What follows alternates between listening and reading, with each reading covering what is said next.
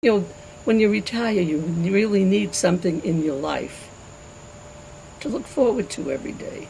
I mean, you could stay home. Like some days I feel like staying in bed, you know. But I push myself because I know I have something to do. And once I'm up and moving, I started volunteering when I was working. My mother had become blind as she got in her 70s.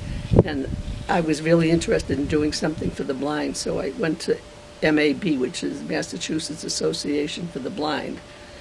And I thought I would do somebody's bookkeeping or I would read for them.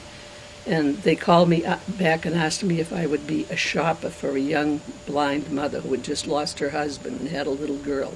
It would be temporary, so because her shopper was having a baby and she would be back. So 10 years later, she remarried and moved to Virginia, and I was her shopper for those 10 years. She was an inspiration to me. She used to teach English as a second language in Dorchester.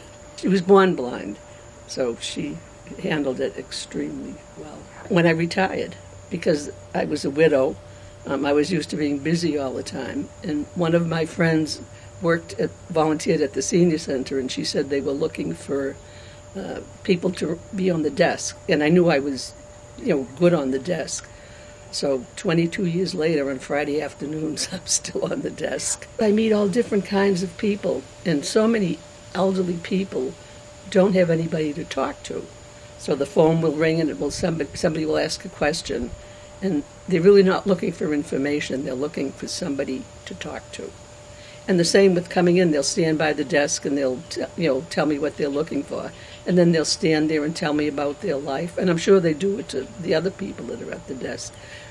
But I get a lot of pleasure out of just listening to them because that's what they need. It wasn't anything I planned, but I said it's because it gives me a lot of pleasure. That's why I do it. Just like singing in the choral group. When we go to the nursing homes and, some people are sitting there with their heads down and they act like they're really not with it.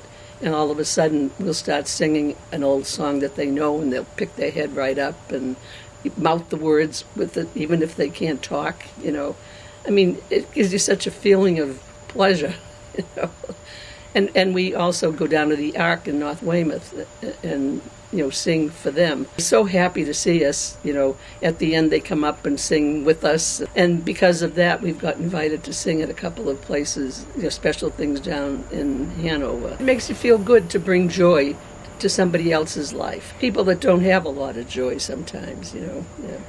I've been at the senior center for 23 years now, and I started volunteering a couple of years before. And actually I was thinking, I really started volunteering when my kids were young because I was a Girl Scout leader. I think when you're a volunteer, you always step up when somebody needs it.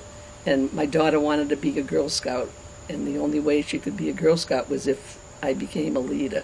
I think that was the start of it. The time just goes by, because you're doing something that you enjoy. So you don't even think about the time that you're putting in. There isn't anybody that can't do some type of volunteering. But I also know there are people who don't want to do anything if they're not going to get paid for it. I worked with some people that when they heard I was going to be doing volunteering, they thought I was crazy because I had a skill that I was, good at accounting. I had a skill I could sell, but I was all through with selling my skill. I volunteer at the church. Basically, I don't do accounting or anything. I help count the money and I input the envelopes. Every Monday, I've been doing that for 20 years. I'm a lector on, during the week, I'm a lector. A lector, does the reading of the day. They stand up, in front of people and do the reading of the day. But when you volunteer, they're depending upon you to do your volunteer job.